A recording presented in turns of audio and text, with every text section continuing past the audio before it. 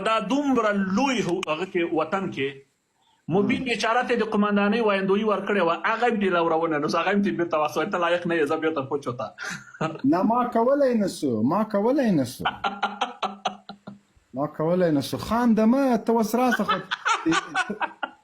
نه دا یو د کار د خان دي اخ مې زړه در باندې یخ سوی ده زه یوه غوا په ټوله جرمني نه ورکوم او دی خان دي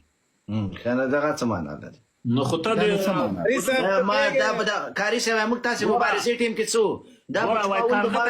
وزیر دفاع ټاکي مارشال صاحب وایي کارغه ته وایي چې په دا ټوله دنیا کې لاړ د ټولو ښایسته بچی راوړه هغه ورته خپل بچی راوړ که نه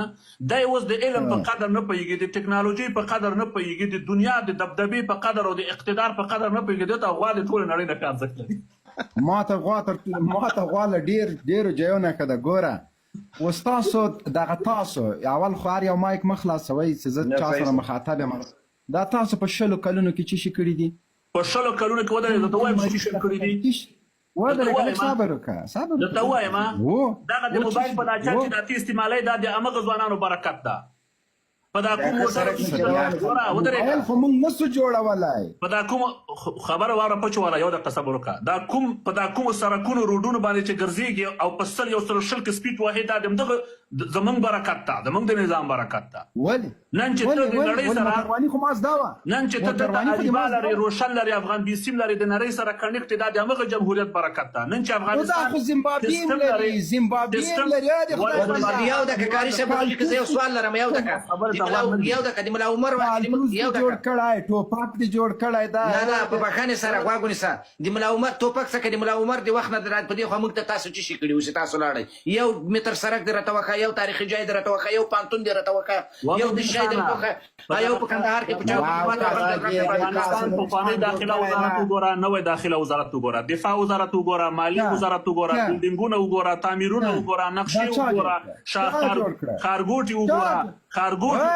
میدانونه وګوره پوهنتونونه وګوره روغتونونه وګوره سړکونه وګوره پلچکونه وګوره خانې وګوره دا اوس تا ویلې چې دا سړی بیا تاسې څه شی کړي دي څه هم جوړ کړي شفاخانه چیرې ده شفاخانه خو اوس هم خلک پاکستان ته روان دي هغه وخت هم روان وو موږ انسانان جوړ کړي یو کس غږېږه لیونی دی تا دومره حیثیت میلیونونه انسانان هم دلته ماسټران کړي فرا کښېنه زه دې بل سره غږېږم تاسو د ټامیانو پیر سره زه غږېږم ګوره قاري صاحب سره یې تا غوندې دغه خلک نسي غږېدلی کښېنه بیا قاري صاحب سره مخاطب یم څه دا سوټو پاکولو ته مبینه ته راځې چیلنج ورکوم مبینه مشال صاحب مبین دې سبا لایو راشي ما ته یو دقیقه وخت راکوئ که مساله مشال صاحب مبین دې لایو راسي چې بل څوک یې ما یې بند نه کړي سبا راسه وخت معلوم که زه ورته 2 په 2 راځم که چی شي که اوس یې راسو 2 په 2 زه به تاته د جمهوریت ووایم ته راته د امارت دې ووایه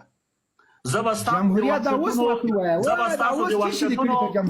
ستاسو د وحشتونو د ظلمونو او د کمبلو لاندې اپریشنونو درته ووایم او ته راته ورور د جمهوریت ووایي چې ورور ته په حق یې که موږ په حق یې وروره زمی کې چې هر اپریشن کېږي هغه به تا باندې ته ځان ګرم ساتي دا کمبله منبله دې پرېږده خدای دې غرق که دا څه بې عقل غږېږي بیا دا به